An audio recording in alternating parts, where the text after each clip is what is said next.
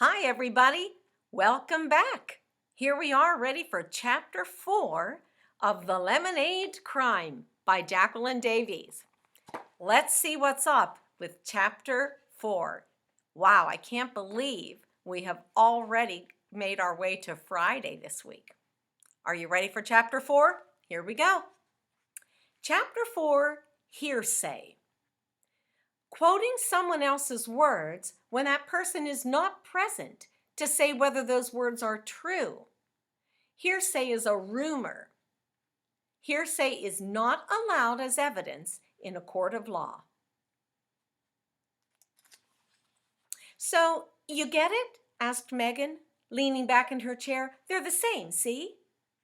The math problem was about symmetry. There were 5 different shapes drawn on the page, and for each one, Evan had to figure out if the shape was symmetrical or not. If it was, he had to draw the line of symmetry. Megan had already done the first one to show him how. I'm going to show you guys what the page looks like. There you go. You can see they're working on the first one here. She already showed him that, okay? But Evan was having a hard time thinking about symmetry when he was sitting right next to Megan Moriarty. That one's easy, said Evan, trying to sound cool. Everybody knows that hearts are symmetric. Not all hearts, said Megan. Look at this one. I'll take a look at that heart. Can you see how that's kind of a little bit different? Well, that's just freaky, said Evan. The next 3 shapes weren't too hard, and Evan was able to draw the line of symmetry for each one. But the last one had him stumped, and Megan finally had to let him in on the secret. The shape wasn't symmetrical at all.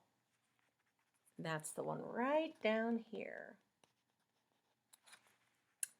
It looks like it should work, said Megan, but it never does, no matter where you draw the line. Jessie showed me that. She's a math genius, huh? Evan didn't say anything. Having a sister who was smart enough to skip a whole grade was like having a best friend who was a basketball star. It made you look bad by comparison. Hey, Evan, said Megan, dropping her voice and leaning in closer. They both looked over at Mrs. Overton, who was talking on the class phone. Evan could smell the coconut shampoo Megan used on her hair. It made him think of ice cream at the Big Dipper. How do you think Scott Spencer got the money for that 2020? The nice, floaty feeling leaked out of Evan. Scott Spencer? Huh, said Evan. I know what you mean, said Megan, sitting back and twirling her hair. He always acts so nice when the teacher's around, but then he's really mean in the halls. Yeah, that's Scott, mumbled Evan. You know, said Megan, leaning in again, Scott once told me that his mother makes $10 a minute. Do you believe that? Evan thought of the Spencer's house and the vacations they took every year. Skiing and the Caribbean and even Europe. And he didn't doubt it for a second.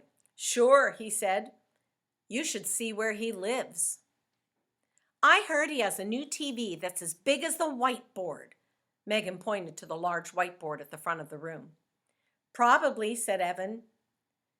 You wouldn't think a kid like that would steal things. Megan's eyes opened wide. Does he really steal? Alyssa told me he does. She said he took her charm bracelet out of her locker. Then he pretended he found it on the playground just to impress her. But I don't know if that's true. Evan was dying to tell her that Scott had stolen $208 from him, but he couldn't.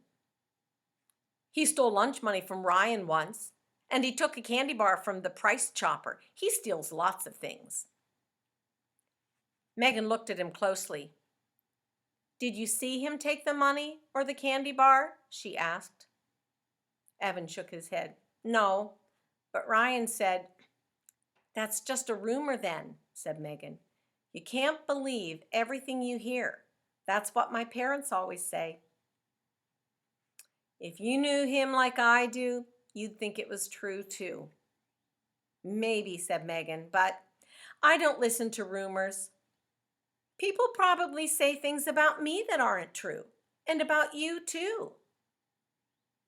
Evan wondered if that was so. What would people say about him?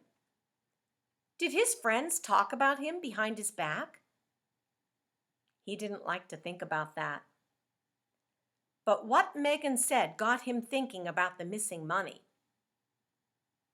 Evan never actually saw Scott take the money, but he had told everyone, Paul and Ryan and Adam and Jack, that Scott had taken it.